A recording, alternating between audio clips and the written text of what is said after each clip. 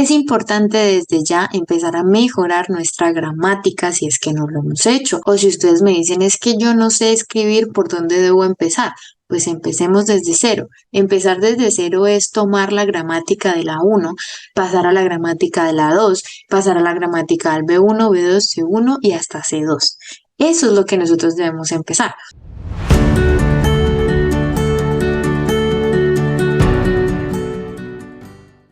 Alright, so now let's go with our writing section. Bueno, ahora vamos entonces con la parte de escritura. Para la parte de escritura sí es importante que tengamos en cuenta diferentes aspectos. Ahorita les voy a ampliar un poco más la información, pero quiero que entiendan que a la hora de presentar esta prueba, ustedes se van a encontrar con el requerimiento de escribir un ensayo. ¿Listo? Este ensayo, para la escritura de este ensayo van a tener un lapso de 60 minutos y además de ello el ensayo debe contener entre 200 a 350 palabras. Para esto les recomiendo realizar los siguientes procesos. Primero vamos a leer el enunciado, ojalá el enunciado lo puedan leer 2 veces para que tengan claro qué es lo que les están preguntando y que ustedes puedan responder específicamente a lo que les preguntan. No se me vayan por otro lado, responda lo que le preguntan. Además de eso, para poder responder a esta pregunta, pues debemos hacer los siguientes procesos. Uno es un proceso que se llama brainstorming. Si tú ya entiendes la proposición o ya entiendes el enunciado que te están dando, entonces para poder responder a tu pregunta, tú tienes que pensar en las ideas que se te vienen a la mente sobre cómo responder esa pregunta. Les digo que hagamos el proceso de brainstorming porque lo ideal es que ustedes puedan primero poner todo lo que se les viene a la mente y después sí darle un orden, porque si no empezamos por aquí, a la hora de empezar directamente a escribir sin darle un orden previo a nuestro escrito, quizás vamos a querer abarcar mucho más, nos vamos a enredar, vamos a perder el hilo, vamos a perder la coherencia o el orden que queríamos llevar. ¿Listo? Entonces, el proceso de brainstorming es escribir todas las ideas que se te vengan a la mente. De allí procedemos con un proceso de outlining. El outline es como empezar a hacer el bosquejo de cómo voy a escribir yo mi párrafo. Ahora, ¿cómo yo sé cómo escribir mi párrafo? De acuerdo a las ideas, tú ve chuleando o ve organizando o darle prioridad a esas ideas que inicialmente sí o sí respondan a tu pregunta. Elimina todas aquellas ideas que definitivamente no responden a la pregunta que te están haciendo. Una, esa por un lado. Dos, escoge todas aquellas ideas que tú puedas justificar. ¿Cómo así justificar? Claro, si tú vas a escribir sobre algo, tú tienes que tener la capacidad de proveer información que te ayude a darle soporte a esas ideas. Es decir, si tú tienes forma de dar evidencia, de dar un ejemplo, de escribir a partir de tu experiencia, pues esas son las que tú más vas a usar porque son las ideas que te van a permitir a ti desarrollar tu texto. Si tú escribes sobre algo que no tienes cómo evidenciarlo, que no tienes cómo ejemplificarlo, que no tienes cómo hablar sobre tu experiencia porque no lo conoces, es mejor que no lo pongas porque te va a quitar tiempo y además de eso, toda idea escrita debe ser soportada. ¿Ok? Hay que tener en cuenta las estructuras de las oraciones que nosotros vamos a escribir. Yo les mencionaba que a veces escribimos por escribir y no somos conscientes de la manera en la que escribimos. Es importante empezar a entender que existen unas estructuras de oraciones que eso incluso va a proyectar la forma en la que yo hablo, en la forma en la que yo escribo, perdón. Muchas veces nosotros conocemos o decimos, esta persona lee bastante por la manera en la que escribe y es porque está directamente relacionado. ¿Listo? Entonces es importante empezar a ser conscientes de las estructuras que estamos usando a la hora de escribir. Es importante desde ya empezar a mejorar nuestra gramática si es que no lo hemos hecho. O si ustedes me dicen es que yo no sé escribir, ¿por dónde debo empezar? Pues empecemos desde cero. Empezar desde cero es tomar la gramática de la 1, pasar a la gramática de la 2, pasar a la gramática del B1, B2, C1 y hasta C2. Eso es lo que nosotros debemos empezar. Si tú eres alguien que apenas está iniciando, tranquilo, puedes buscar, puedes anotar ahí o colocar en Google los tiempos, o no los tiempos, todas las estructuras gramaticales que tú para un nivel A1 debes manejar. Estructuras gramaticales de la 2, B1, B2, C1 y C2. Y así sucesivamente. Por allí puedes empezar para la parte y cómo mejorar tu escritura. Hay que tener en cuenta algo que se le llama spelling y está relacionado con el vocabulario, pero es lo que nosotros entenderíamos en español como la ortografía y la elección de las palabras. Tenemos que ser cuidadosos a la hora de elegir las palabras y de elegir el vocabulario. Como les había mencionado en un momento sobre el aprendizaje del vocabulario, es importante entender que el vocabulario no solamente se va a adquirir por sacarle la traducción del español al inglés o del inglés al español, sino que tengo que mirar qué palabra voy a utilizar yo en qué contexto, ¿right? Por ejemplo, se me viene a la cabeza esta palabra, la palabra efectivo. Si tú buscas el efectivo, es que incluso en español, pero por ejemplo en inglés, si tú buscas efectivo, hay que ver cuál es el contexto al cual tú te estás refiriendo, porque yo, por ejemplo, no puedo decir I don't have effective right now. Es como, ¿cómo así? No tengo efectivo en este momento, pero es que effective es efectivo, pero no efectivo de dinero o de cambio, sino efectivo de que algo funciona, de que es eficaz. ¿Sí ven? Entonces allí yo tengo una palabra que en español yo digo efectivo, ¿sí? En español yo digo eso es efectivo, tengo dinero en la mano. Pero en inglés resulta que la palabra efectivo puede tener diferentes traducciones según sea el contexto. Aquí está la razón por la cual yo les decía, no solamente se aprendan una sola traducción de la palabra, sino que aprendan diferentes. Entonces, por ejemplo, si usted se va a referir al efectivo de dinero, el cambio cuando uno tiene dinero en sencillo, por ejemplo, entonces yo digo I have cash, que sería la palabra equivalente a efectivo. Pero si yo digo, este es un método efectivo, so this is an effective method, right? This is something that might be considered because it's very important. Ahora, también cuando elijamos o tengamos la parte de word choice, es decir, tenemos que ser muy cuidadosos, no solamente para elegir la palabra correcta, sino para tener una ortografía correcta, ¿sí? Por ejemplo, cuando yo digo que attention va con doble T, right? O, por ejemplo, cuando yo digo que en vez de escribir effective, escribo affective, pero en realidad yo quería decir effective. Entonces hay que tener cuidado con la manera o las palabras que estamos utilizando y lo que estamos escribiendo. Importantísimo, hay que pensar en la puntuación. Es importantísima la puntuación porque la puntuación nos permite a nosotros desarrollar nuestras ideas de la manera en que queremos que sean concebidas. Y por último, está relacionado con la parte de arriba y era a la hora de elegir sus frases o palabras que van a utilizar, oraciones que van a utilizar en el desarrollo de su ensayo, procuren de que estas sean oraciones que ustedes puedan evidenciar, ejemplificar, hablar de la experiencia o porque tengan algún tipo de conocimiento. In here, I'm gonna show you the way how we can build the skill. En esta sección ya les voy a hablar un poquito acerca de la manera, entonces, cómo podemos desarrollar esa habilidad. I have already mentioned it, ya acabo de hablar de la parte del vocabulario y está relacionado con ese word choice que tenemos que hacer, entonces es escoger la palabra correcta y no solo escoger la palabra correcta, sino también escribir la palabra de manera correcta, ¿ok? Entonces no se olviden. Para nosotros poder ampliar nuestro vocabulario es bueno que busquemos los significados de la palabra de español a inglés o inglés a español y no solo una, sino ojalá poder escogerlas todas y ojalá poder apropiarse de los diferentes significados de esa palabra. Hacer oraciones en los diferentes contextos en los cuales yo uso esa palabra. Ojalá también tengan la oportunidad, si quieren ampliar su vocabulario, no solamente de utilizar el diccionario bilingüe, es decir, no solo de español a inglés o inglés a español, sino también de utilizar el diccionario monolingüe. Esto les ayudará a ustedes indirectamente a ampliar más su vocabulario. Además de eso, yo con el vocabulario, a partir de una sola palabra, puedo formar otras palabras. Por ejemplo, recuerden, adjetivo sad, sustantivo sadness, adverbio sadly, verbo sadden. Infortunadamente, no todas las palabras tienen todas las categorías, pero sí la gran mayoría. Eso de allí, eso les puede ayudar a ustedes a aprender diferente tipo de vocabulario. Además de eso, no se olviden que si yo aprendo una palabra, es muy importante poder aprender sus sinónimos y también sus antónimos, right?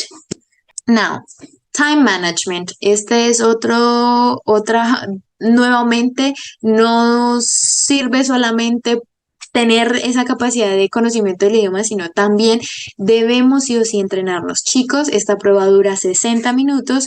Pon tu timer y entonces mira cuánto te demoras escribiendo la primera vez. Ok, si la primera vez me demoré esto, en la segunda tengo que empezar a demorarme un poquito menos y así sucesivamente. Entre menos te demores, obviamente, haciendo las cosas bien, pues mucho mejor porque eso te da tiempo incluso de poder rectificar. A veces por el afán nos comemos letras, nos comemos palabras, nos comemos puntuaciones y el poder rectificar hace que nosotros podamos al menos asegurar un poquito más ese puntaje que necesitamos. Ojo con esa parte de word counter. Ese word counter es como el conteo de palabras. Cuando el examen es digital, como lo es DELT, automáticamente él te va dando el conteo de las palabras que estás utilizando. Pero, si por ejemplo el examen fuera escrito de manera en físico, pues digamos que ahí sí nos toca un trabajito en el que nosotros tenemos más o menos que promediar cuántas palabras he podido escribir. Ahora, ¿cómo yo aprendo esta cuestión del promedio de palabras? Bueno, pues de acuerdo a cuánto yo escriba, de acuerdo a cuánto yo lea. Si tú más o menos sabes, ok, en un párrafo pueden haber aproximadamente entre 35 o 40 palabras, quizás, depende también de la cantidad de oraciones y qué tan larga sea, pero aproximadamente podría haber eso un tanto más, quizás, eso depende cómo se desarrolle la idea, pero más o menos que uno tenga como un concepto o una noción ok, en más o menos en un cuarto de página yo puedo escribir tantas palabras, porque si es a mano, por ejemplo, eso nos va a tomar tiempo. Ahora, si nos sobra el tiempo y podemos contarlas, perfecto, pero y si no, pues prácticamente lo hacemos al ojo. Ahora, algo que tienen que tener en cuenta es no escriban menos de las palabras mínimas solicitadas, porque eso ya nos quita puntos. Escriban entre, ¿listo? Tampoco escriban más de lo solicitado. Tampoco es como que les va a ir mal, pero no, siempre tratemos de seguir las instrucciones. Ay, que se me fue un poquito más. Listo, miremos de qué manera se pueden contraer las cosas que ya había escrito previamente para reducir la cantidad de palabras. Porque es que una oración se puede escribir de muchísimas maneras. Se puede alargar, se puede acortar, entonces todo depende de la destreza que yo tengo como escritor. ¿Listo? Esto es muy importante y tiene que ver con previous knowledge and previous readings. Nosotros no sabemos de qué nos van a preguntar. Yo siempre les he recomendado a mis estudiantes cuando empiezan a aprender un idioma y les digo, ojalá ustedes empiecen aprendiendo con las cosas que les gusta, porque a partir de lo que les gusta, ustedes pueden empezar a motivarse. Sin embargo, es importante ser realistas y saber que no siempre nos van a preguntar sobre lo que nos gusta porque no sabemos sobre lo que nos van a preguntar. O sea que sí o sí tenemos que exponernos a diferentes tipos de conocimiento, a diferentes tipos de lecturas relacionadas con diferentes áreas, tanto de la parte educativa, la parte económica, la parte social, todo este tipo de situaciones que rodean finalmente la rutina de nuestra sociedad. ¿Listo? Esto hace que nosotros podamos exponernos al vocabulario y que el día que, por ejemplo, nos pregunten sobre situaciones sociales o eventos sociales, tengamos la posibilidad de ya vernos expuestos a ese idioma y a ese vocabulario y tener más facilidad de desenvolvernos a la hora de hablar. Pero si jamás nos hemos expuesto a ese, por ejemplo, a hablar sobre algo político, pues va a ser muy difícil para nosotros poder desenvolvernos o desarrollar nuestra idea en torno a eso. Es importante también recordar que existen diferentes tipos de ensayos. ¿Listo? En el material que se les va a mandar posterior a esta clase, ustedes van a encontrar todos los diferentes tipos de ensayos. Tenemos el ensayo narrativo, un ensayo descriptivo, un ensayo argumentativo, un ensayo de opinión, ¿sí? También tenemos un ensayo de exposición o de informativo y de acuerdo al tipo de pregunta, yo tengo que saber entonces qué tipo de ensayo me van a preguntar. Cuando yo identifique qué tipo de ensayo yo tengo que responder o resolver, entonces yo ya sé qué estructura debo manejar. Hay que tener en cuenta lo siguiente y es que a la hora de escribir es importante manejar un vocabulario formal. Yo siempre les recomiendo que cuando vayan a escribir, siempre escriban de manera impersonal. Es decir, no decir yo digo que tal cosa. No. It is said that. Si ustedes pueden manejar la voz pasiva, muchísimo mejor, porque la voz pasiva les implica hablar de una manera un tanto más impersonal. Ahora, ojo, eso no significa que ustedes no puedan utilizar el pronombre I.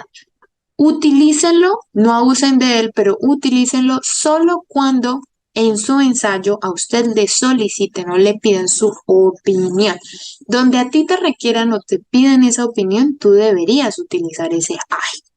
¿Listo? Pero entre el vocabulario formal e informal, siempre trata de la formalidad, manejarlo de manera impersonal. Solo cuando te piden tu opinión, tú puedes utilizar o hablar en primera persona. De resto, podemos hablar de manera impersonal. Evitemos las contracciones. Las contracciones es, por ejemplo, en vez de decir can't, entonces yo digo cannot. I don't, I do not, right?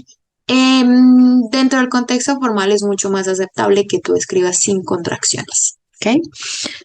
Paraphrasing. La palabra paraphrasing corresponde al parafraseo, que es una técnica muy importante que nosotros debemos utilizar, sobre todo siempre a la hora de hacer nuestra introducción. En la introducción, por si no lo sabían, por aquí les dejo un truquito, la introducción es prácticamente un parafraseo de los enunciados que nos dieron inicialmente.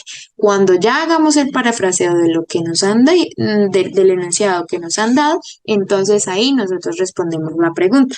¿Por qué digo que debemos hacer primero un parafraseo? Se supone que esto es un ensayo, nosotros debemos presentar una introducción. Antes de solamente primero, por lo general los ensayos que nos piden suelen ser argumentativos o de opinión, antes de directamente dar tu opinión y decir I think that o in my opinion, bla, bla, bla. No, primero demos un background. Ese background, el parafraseo, es decir con otras palabras o de otra manera significando lo mismo, del enunciado planteado es lo que nos permite a nosotros abrir nuestra introducción. Y después, en ese mismo párrafo que hace parte de la introducción, nosotros entonces damos respuesta a la pregunta, que por lo general siempre nos van a preguntar, ¿estás de acuerdo o no estás de acuerdo? O ¿hasta qué punto tú estás de acuerdo? Right? For example, do you agree or do you disagree with this statement? Entonces, primero hacemos parafraseo del statement y después sí damos respuesta al statement. Y ahí sí yo digo, in my opinion, in my point of view, I think that this should be, etc. Right? Guys, in terms of expressions and collocations, it is important to remember that there are different combinations of words. Existen muchas combinaciones de palabras que nosotros debemos aprender a la hora de escribir, porque nosotros es algo muy natural, es muy humano. Nosotros hablamos español, queremos traducir del español al inglés. Quien quizás no tenga un nivel de pronto un tanto avanzado, pues puede que empiece a sufrir de ese tipo de situaciones que se pueden convertir en errores que se pagan a la hora de ser calificados. Y es utilizar mal las combinaciones de las palabras. Ustedes me preguntarán, ¿cómo así combinaciones de palabras? Sí, por ejemplo, piensen, si alguien que está traduciendo del español al inglés, entonces te dicen como, piense en algo. Entonces la persona diría, think in something. Pero resulta que la persona no sabía que no se dice think in, sino que se dice think about or think of. Por lo general, utilizamos la expresión think about. Think about this. Think about the use of social media by young people. They are, or it is being said, or it has been said, or it has been shown that young people abuse of social media. ¿Sí? Es como, piensa sobre el uso de las redes sociales en los jóvenes. Entonces se ha demostrado, se ha visto, o se puede notar, o se ha podido notar que los estudiantes, los jóvenes abusan del uso de las redes sociales. So, think about, right? Por ejemplo, otra expresión que se me ocurre en este momento. Es importante trabajar en la educación. So, it is important to work in education. No, it's not to work in, it's to work con. Entonces existen unas combinaciones de diferentes tipos. Existe la combinación de verbos con preposiciones, adjetivos con preposiciones, adjetivos con sustantivos, sustantivos con preposiciones, etcétera. Right? Y de acuerdo a esa combinación, eso es lo que yo tengo que aprender para poder utilizar de manera correcta esas expresiones o se le llaman también collocations, right? Hay algo que es importante y también está dentro del material que se les remite y es difference among phrases, clauses and sentences. Es importante recordar que las frases es todo aquello que no tiene ni un sujeto ni un verbo. Por ejemplo, the beautiful girl, in the morning, in the afternoon, right? Estos son frases, no tienen un sujeto, no tienen un verbo, simplemente me ayudan a mí a complementar la información dentro de mi oración, porque las frases están dentro de la oración. Es decir, las frases son la unidad más pequeña que yo puedo encontrar en una oración. En una oración yo también puedo encontrar unas cláusulas. Las cláusulas me pueden determinar el tipo de oración que yo estoy escribiendo. Entonces, por ejemplo, es importante entender que, de acuerdo al tipo de cláusula que tú uses, entonces eso te va a dar un tipo de estructura de oraciones. Existen dos tipos de cláusulas, la cláusula dependiente y la cláusula independiente. Como su nombre lo indica, la cláusula dependiente es aquella que depende de otra oración, de otra cláusula, perdón, y la cláusula independiente es aquella que puede permanecer por sí sola porque es entendible. Las oraciones están compuestas de frases o de o y cláusulas. Ya pueden ser cláusulas dependientes o cláusulas independientes o cláusulas dependientes e independientes, porque una cláusula dependiente solita no puede ser una oración. No es una oración como tal, estaría incompleta. Les doy un ejemplo. Los tipos de oraciones que existen son la oración simple, la oración compuesta, la oración compleja y la oración compuesta compleja. Ustedes me dirán, profe, ¿y a mí de qué me sirve entender que existe una oración simple, compuesta, compleja y compleja compuesta? Es que resulta que de acuerdo al tipo de oración que tú utilices, esto te permite a ti proyectar el nivel de lengua que tienes, si es básico, si es intermedio o si es avanzado. No tiene nada de malo utilizar oraciones simples, pero si tú te quedas solo con el uso de oraciones simples, pues estás utilizando un lenguaje muy básico. Si tú te quedas solo con oraciones compuestas, pues las oraciones compuestas ya están un poquito entrando a un nivel intermedio, pero se quedan en el intermedio. Mientras que si tú haces el uso de oraciones complejas y compuestas complejas, pues ya pueden proyectar un nivel un poco más avanzado que, digamos, es el que nos ayudaría a nosotros a poder obtener un nivel o un puntaje más alto dentro de la prueba. Cuando yo les hablo a ustedes de oraciones simples, les hablo de que la oración simple es una cláusula independiente, está constituida por una cláusula independiente. Un ejemplo de cláusula independiente y oración simple sería I am an English teacher. Toda cláusula tiene un sujeto y tiene un verbo. ¿Listo? I am an English teacher. Eso es una cláusula independiente y, por lo tanto, una cláusula independiente me da una oración simple. Ahora, si yo digo I am an English teacher and I also teach French. Yo soy una profesora de inglés, pero también enseño francés. Ahí ya yo estoy haciendo el uso de dos cláusulas independientes que están unidas por una coordinating conjunction, están unidas por una conjunción de coordinación. Las conjunciones de coordinación son for, and, nor, but, or, yet, so. Entonces son dos cláusulas independientes que lo que me dan a mí como estructura de oración es una oración compuesta. Caso contrario, si yo digo, when I was a child, eso es una cláusula dependiente. When I was a child. ¿Qué pasa? O sea, ¿qué pasa cuando estabas pequeño? Ahí no hay una oración completa, no hay una idea terminada, por lo tanto es una cláusula que depende de otra cláusula. ¿Qué pasaba cuando yo era niña? When I was a child, I could play the piano. Cuando yo era niña yo podía tocar el piano. Aquí yo ya uso una cláusula dependiente y una cláusula independiente. Al usar estas dos cláusulas, yo doy como resultado el uso de una oración compleja.